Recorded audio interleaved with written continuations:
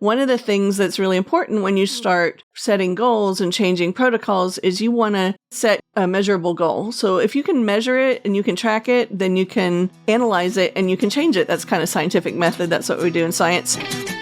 Welcome to Becoming Virtuosa, the podcast that encourages you to become your best virtuosa self.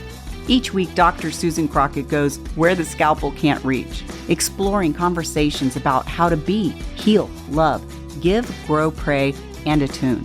For the first time ever, she's bringing the personal one-on-one teaching that she shares with individual patients to you on this broader platform, a weekly source of inspiration and encouragement designed to empower you. By evolving ourselves as individuals, we influence and transform the world around us.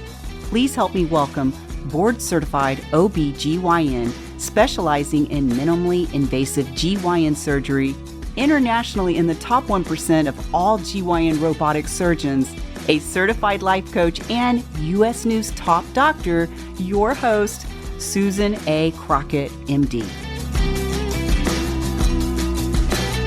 Welcome back to the Dr. Crockett Show. I am your host, Dr. Crockett. It's great to see you back. How has your week been? I think it's actually been 2 weeks since I posted. I've been going through a bit of a spring overhaul, both personally and with my business and the show. So I hope you like the new format. Thank you for all of your suggestions and your help and your encouragement. I got to a point with this where I'm like, our viewers are so few, and does this even matter that I'm doing this? You know, our counts on YouTube have been pretty low. And honestly, we just haven't been hitting algorithms, and I haven't paid that much attention to it because, you know, my philosophy when starting this show is never to be like, you know, the YouTube blow up person. This show was started as a service to my patients because we were having all these conversations in the office about things that weren't surgery. Oh, by the way, I'm a surgeon.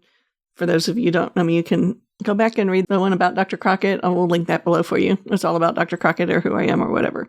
But yeah, so anyway, in the office, I have all these conversations with patients in the room that are personal and private. And I kept having the same conversations over and over again about how to be happier and have a healthier body in general and a healthier lifestyle. And that encourages me too, because I'm also trying to work on those things. So we started this show as an effort to do that. And now we have this amazing catalog. So the other day I had a day in clinic where I had so many people coming in who, you know, most of my patients coming in don't know me. It's not a typical OB-GYN practice like I used to have. It's more referral based. And so most of the time these patients are walking in and they're referred by their doctor, and, you know, their doctor may have said some nice things about me, but they really don't know me. And they're walking in to meet me for the first time. And then, oh, by the way, I'm Dr. Crockett. I'm about to do surgery on your most private parts.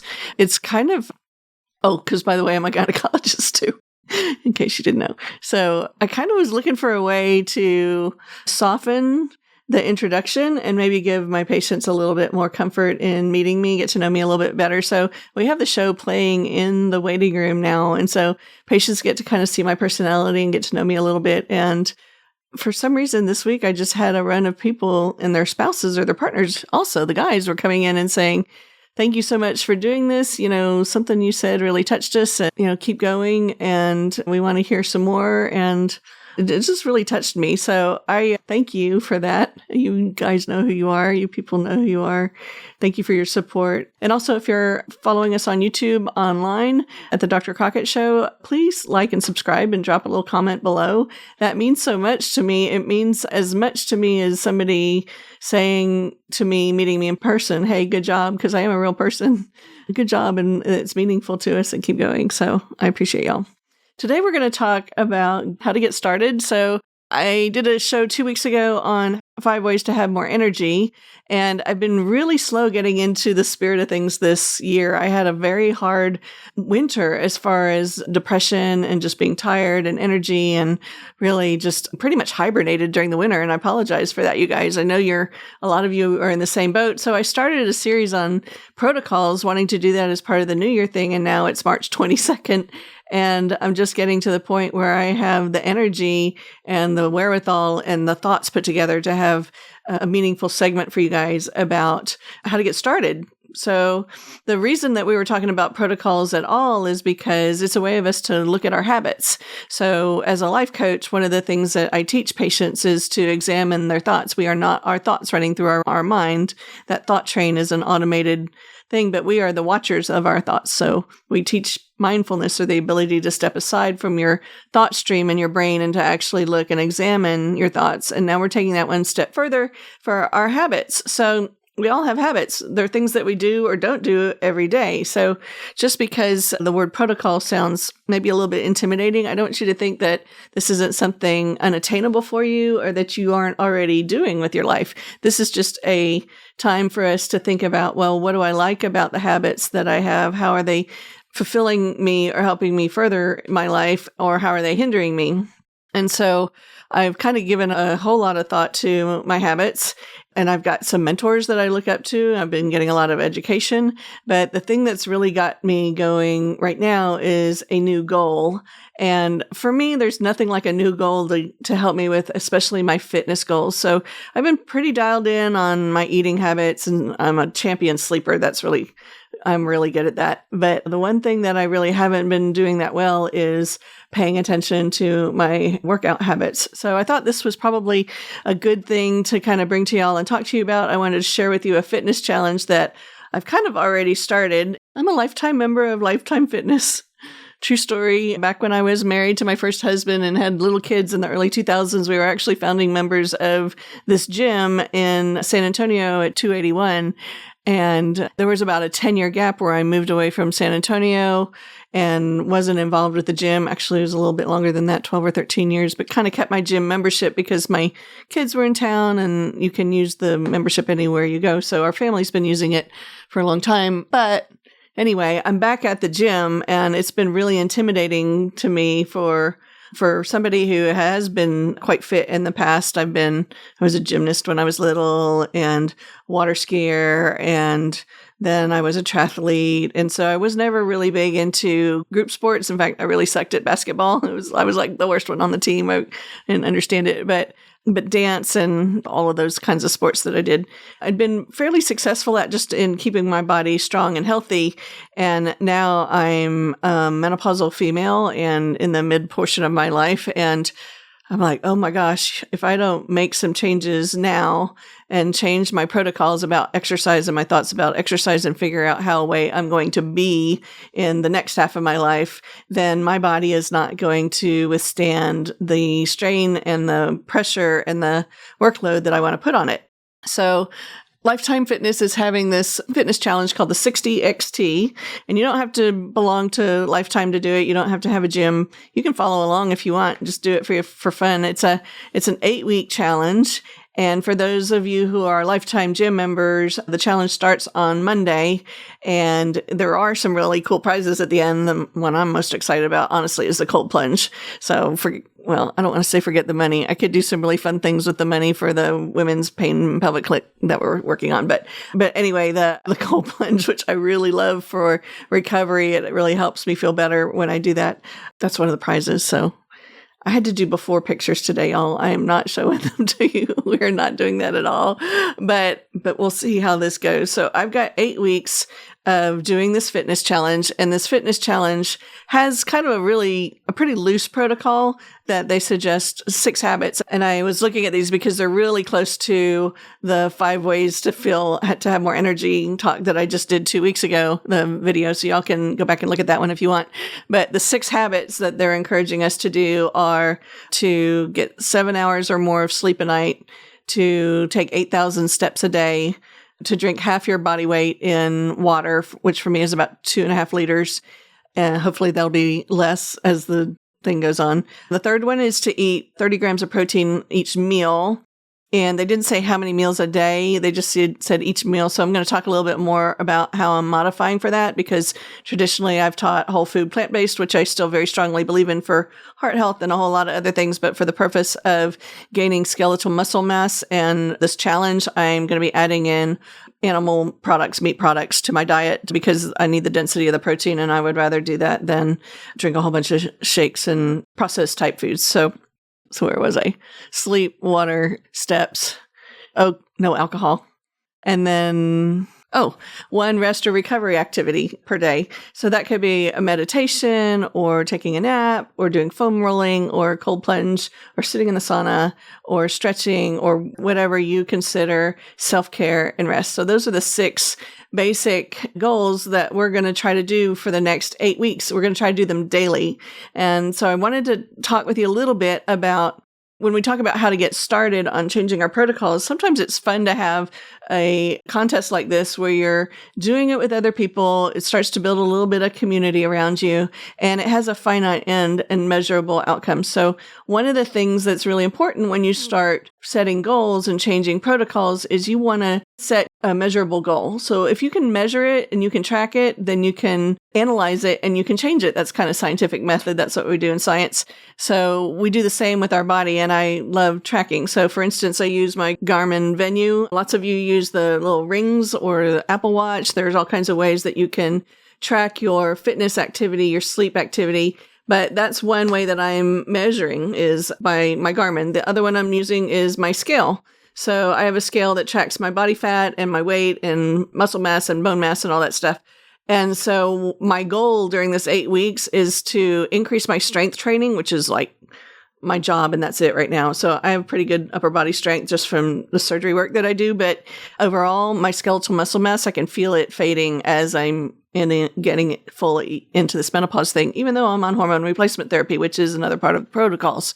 So one thing that I want to do during this 8 weeks is I don't just want to lose weight. I want to be stronger and have gained muscle mass on the other side. That's really challenging to do as a menopausal woman. So when we were in our 20s or 30s, if I wanted to lose 5 pounds, I would just go run 5 miles and it would fall off. Literally, it was just much, much easier to burn fat weight. But as we get into menopause, our metabolism shifts so that we start to lose lean muscle mass. And when we lose our muscle mass, then we gain more fat. So a good example of this is my weight has been kind of stable over the last decade. Like I've had ups and downs, but honestly, my body has chosen this weight as like it's preset. This is where we want you to be. But my body fat composition is much different now than it was 10 years ago. And so I'm very cognizant about the importance of my lean skeletal mass, my muscle mass, and my longevity. So if I have a goal to be 120 years old, my muscle strength, especially in my legs, that prevents me from falling and helps keep me balanced. That's super important. And I have not been focused on that enough. So my overarching goal for this next 8 weeks is to lose fat weight and increase my skeletal muscle weight and have measurable gains in my weightlifting and flexibility. So for an example, for this little program, it's super cool. You can go online and take a look at it. We'll link the link below. I started with meeting my trainer. I had my free 50 free. The whole thing is $60. I think I got my bang out of it just with the hour of personal training with Justin. He was amazing. So I had a trainer that I met this week, and I had a session with him Thursday morning where he did all my intake about my habits and my health and my, my fitness level. And do I have any joint problems or things that I can't do? And so we got to know each other a little bit more and set some measurable goals and some protocols in place about how to change my eating. And then I did my first fitness training with him yesterday, which y'all, I was so scared. It's a funny story. So I'm sure y'all know what Pilates is. It's kind of like yoga, but not. And I did Pilates, like, I'm not kidding you. It's been at least 25 years since I tried to do Pilates. And I always joke about how much I dislike yoga. No haters from the yoga people. I just struggle with it. So, but I have a background of performance-based sports, dance. I was a twirler in high school. Yeah, that. And then triathlon and all that. So gymnastics, very performance-based. Pilates really speaks to me more along those lines. And so I had never done a reformer, a Pilates class with a reformer. And if y'all don't know what that is, I'm going to tell you, gotta look it up because, or maybe we'll put one on the screen. It's kind of scary looking. Like it's this big contraption. And it's got springs and a slider and all kinds of stuff on it. And I've always thought it kind of looked a little scary, but it wasn't. I did my first training session yesterday with Justin and went through the Pilates moves and did a little bit of elliptical and TRX training with the bands. And y'all, I feel amazing this morning. I felt great afterwards. My energy was better. I could feel all the little muscles in my body that I hadn't been able to feel before. And it took away my fear of the Pilates trainer. And actually what I discovered is my personality is much more suited to the reformer and Pilates than yoga because, and I don't know, whatever ego, I do well with performance-based movements. And because that's my history, this is kind of like doing ballet laying down. The movements are kind of similar. The flexibility and the joints are kind of similar, but you don't have to hold your whole body weight and be a freaking ballerina on her toes to do it. So I'm embracing the reformer. So what I want you to think about is to think about how you want to track what you're doing. I want you to also define your accountability. So the other thing this is doing for me is defining my accountability. So I'm meeting with my trainer once a week now, and I have accountability, and I know I should be able to do that myself, but it just is more helpful to me when I know that the teacher's watching, like, there's somebody that you have to turn your homework into. I'm sorry. It's long habits of upbringing like that. So the external accountability really helps me. And I'm hoping that over this 8 weeks, if I get more comfortable, when I get more comfortable being in the gym and moving my body again, and I have these healthy habits started, that the 8 weeks is a long enough time for me to have changed my protocols and my healthy habits to continue on the pathway of healthy muscle gain and strength and longevity into my later years. So I want you to also gather the information for your protocols. So your goals may be very different. Maybe you're not a menopausal female woman. Maybe you're a 30-something-year-old who's recovering from having a baby. Your protocols are going to be different. And maybe you're a male who's bodybuilding or another kind of athlete. So gather your information, but I want to show you a couple that I chose from YouTube for me, just scanning through them. So one of my heroes is JJ Virgin. She's super cool. I looked at what she is teaching women to eat and how to move. She's very much an advocate for strength training, and this woman has some muscles on her. She looks good. So she's one of them. And then the other one is Mary C. Haver. She's written this book that I recommend so often in my office that I think I ought to carry it. Why am I not carrying it in my office to sell? Like, I should be doing that. Speaking of selling, today's program is sponsored by Virtuosa Vitamins. We're going to talk a little bit about what I'm taking, but this is our specialty product line of vitamins. I have them here. We're going to talk about that a little bit later. So thank you for our sponsor. Back to Mary C. Haver. So she is an OBGYN in Galveston, Texas, just south of me. And she is a menopause expert. And she is somebody that I get a lot of my information about menopause. So when I go to think about what I want to eat or move or what supplements I want to take, I'm also following along what she's teaching because she's teaching from the North American Menopause Society recommendations. And she's super encouraging. Also another woman in menopause with muscles and very lean muscle mass and a lot of energy. And those are the things that I want. So that's how I've kind of gone about figuring out, gathering information for my protocols. I've got my supplements set, and we're going to have a whole nother segment here. I'm going to encourage you to tune in for the second segment for all the protocols that I'm doing. I've talked a little bit about them here because the next step for you is doing. So choosing a start date, doing the doing of the tracking and all of that, and then the end point at which you're going to reevaluate and reappropriate your protocols. So the other little bonus thing I'm going to give y'all today is I told y'all last time we're going to start doing a recipe every show. And today's recipe was my homemade chili crisp. I'm not even somebody who really loves spicy, but this stuff is like amazing yum. And it's vegan, delicious. You can put it on anything. We had it with gluten-free pita chips today made out of almond-based flour tortilla. So gluten-free and really yummy. Yeah, I haven't started my protocol here with the 30 grams of protein per meal. That one didn't have 30 grams. Well, you're allowed a little bit of exception, I think. But anyway, I'm going to start posting my recipes from the episodes on drcrockett.com in the recipe section so that y'all can start also eating healthy and choosing plant-based foods. Most of what I'll put there is whole food plant-based. I might put a little bit of other stuff in there because, it's not an all or none thing. It's all balance and being human. And I want you to remind you of that. If you haven't been told this week that it's okay to be human and to be balanced and that life is some great and some not so great and that we're all in this together to support each other, well, I'm going to tell you that I'm very glad that you're here and want to encourage you along your own health journey with your own protocols and tune in for the second episode on how to get started and see what my protocols are, what I'm going to be doing. You can track along with me and support me or hoot and holler at me or, be nice. Love you guys. I'll see you next week. Have a great week. Thanks for listening to this episode of Becoming Virtuosa. To learn more, come visit us at drcrockett.com. That's drcrockett with 2 T's.com. Or find us on YouTube for The Dr. Crockett Show. If you found this episode helpful or think it might help someone else, please like, subscribe, and share. This is how we grow together. Thanks, and I'll see you next week. Love always, Sue.